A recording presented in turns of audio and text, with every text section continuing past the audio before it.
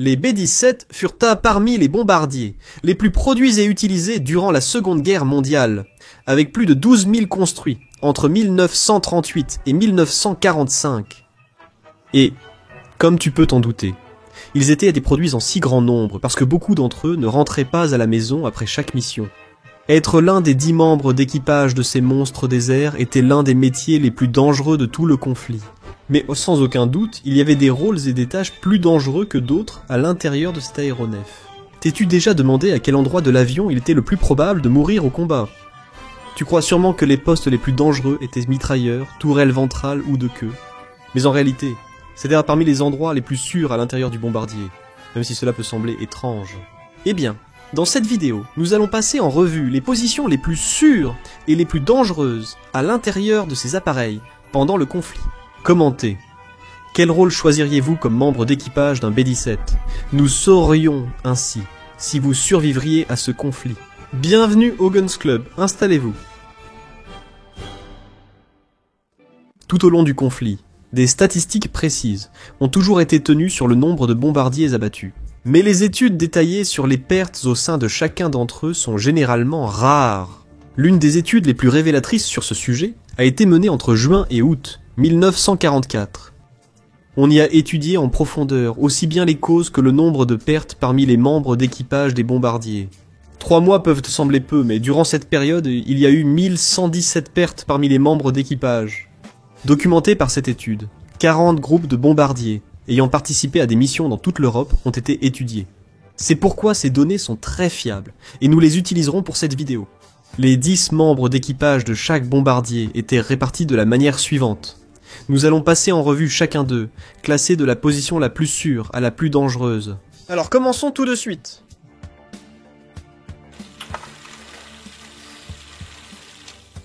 La place la plus sûre de l'appareil est celle du copilote. Les copilotes assistaient le pilote comme second à bord.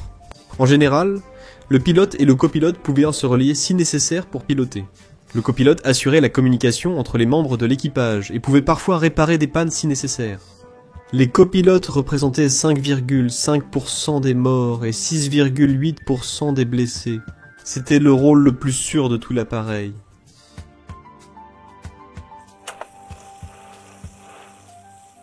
Le deuxième poste le plus sûr de l'appareil. Beaucoup seront surpris. Celui de mitrailleur de tourelle ventrale, ou belly gunner, est sans doute le rôle de mitrailleur le plus célèbre du bombardier. Nous avons beaucoup parlé d'eux dans d'autres vidéos, et même dans l'une d'elles, nous avons expliqué comment ils larguaient la tourelle au sol en cas d'urgence pour gagner du poids. On pensait que le mitrailleur de tourelle ventrale occupait la pire position dans le bombardier pendant le conflit. C'était dangereux, inconfortable et inquiétant. Seuls les mitrailleurs de petite taille pouvaient entrer et sortir de cette tourelle. Il y avait tout un protocole à suivre, donc en cas d'urgence, c'était eux qui souffrirent le plus. La tourelle sphérique était la plus active de l'avion. Les attaques latérales, les par en dessous, étaient vraiment très courantes. Et comme elles étaient très courantes, aussi. La tourelle recevait souvent beaucoup de tirs, mais statistiquement, c'était le meilleur endroit où se trouver à l'intérieur du bombardier. En tant que mitrailleur, d'un point de vue du risque, bien sûr, les mitrailleurs de tourelle représentaient 6,4% des morts et 5,9% des blessés au combat. Le métier le plus risqué ensuite était pilote. Sa fonction ne se limitait pas à piloter l'avion. Il avait également d'autres rôles. Le pilote faisait office de capitaine du bombardier et avait pour principale fonction de garantir le succès de la mission. Cela signifiait qu'il prenait les décisions importantes. Attaquer ou fuir, abandonner l'avion ou s'écraser avec lui. Le pilote avait toujours le dernier mot, en raison des tactiques d'attaque frontale allemandes. Les pilotes étaient également exposés au risque, tout comme les copilotes, mais c'était un peu moins courant. Les pilotes représentaient 7,3% des morts et 7,4% des blessés. Dans l'ordre du risque. Le pilote était suivi par l'opérateur radio, dont le travail était très simple, s'occuper des communications du bombardier. Les bombardiers opéraient généralement en formation, rendant la communication essentielle dans ces groupes. L'opérateur radio pouvait contacter les centres de commandement pour des informations cruciales en vol et utiliser une caméra pour le renseignement. L'opérateur radio était placé au centre du bombardier, probablement l'endroit le plus sûr, et une grande partie était assis à un bureau. Avec sa grande radio émettrice, il pouvait également défendre le bombardier à l'aide d'une mitrailleuse supérieure qui n'avait de vue que vers l'arrière de l'appareil. Ceci représentait 7,3% des morts et 8,6% des blessés dans les airs. Dans l'ordre de risque, l'opérateur radio était suivi par le mécanicien de vol. Le mécanicien de vol était chargé de réparer les pannes et d'aider avec les commandes du moteur. Il était derrière le pilote et le copilote, gérant aussi la tourelle supérieure. Cette tourelle était importante car elle avait une vue à 360 degrés et elle était principalement responsable de repousser les attaques venant d'en haut. Cependant, on la considérait comme moins exigeante car elle n'avait pas de vue sur les zones inférieures et centrales. Je travaille à l'intérieur du bombardier. Ils étaient 9,1% des morts et 8,3% des blessés. Leurs pertes sont très élevées pour un membre d'équipage situé près du centre de l'avion.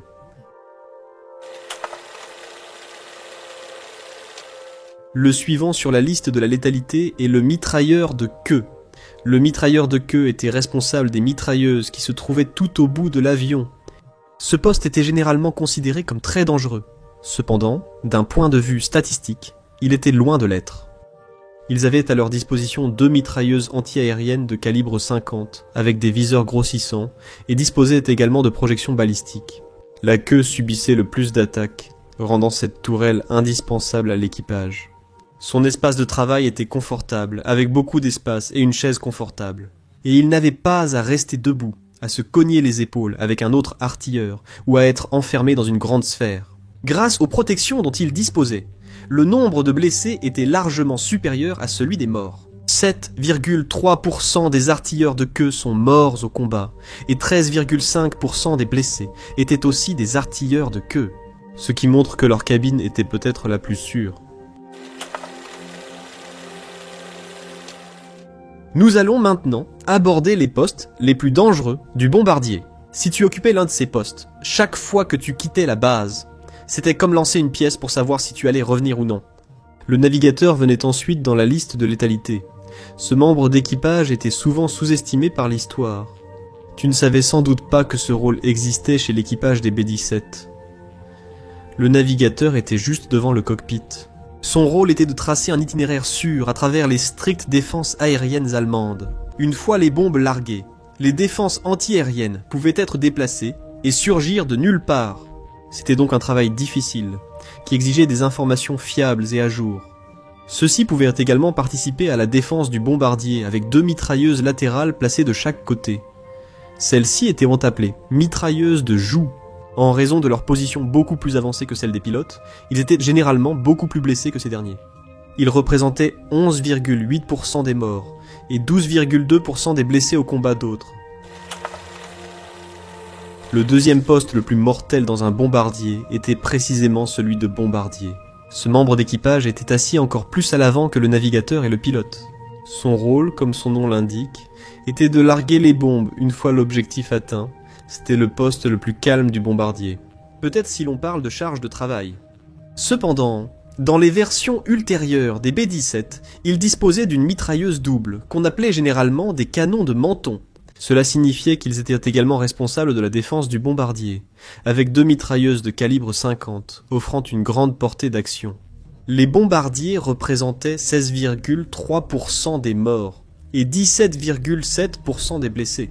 Les bombardiers risquaient presque 3 fois plus la mort que le copilote, le pilote et le mitrailleur de tourelle inférieure.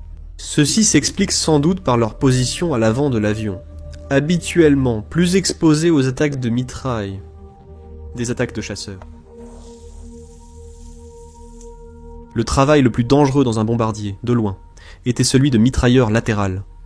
Ce sont les hommes qui sont tombés le plus souvent au combat dans ces avions. C'étaient 2 hommes qui s'occupèrent des mitrailleuses au début de la queue, qui avaient une vue sur les côtés du bombardier. Ils avaient un champ d'action large, et curieusement, leur position les faisait souvent se heurter et se gêner. C'était une partie très étroite du bombardier. Cela aussi faisait des rapports de dommages sur les ailes. De même, le pilote savait exactement quel problème avaient ces personnes. Ces artilleurs ont subi davantage de pertes en raison de leur position. La déviation des balles tirées par les chasseurs et les tentatives d'éviter la tourelle arrière rendaient cette partie du bombardier beaucoup plus susceptible de recevoir des attaques. En fait, très souvent, les bombardiers B-17, à cause des dégâts qu'ils recevaient dans cette zone, pouvaient perdre complètement la queue de l'avion. Par conséquent, ces artilleurs représentaient 19% des morts et 21,1% des blessés.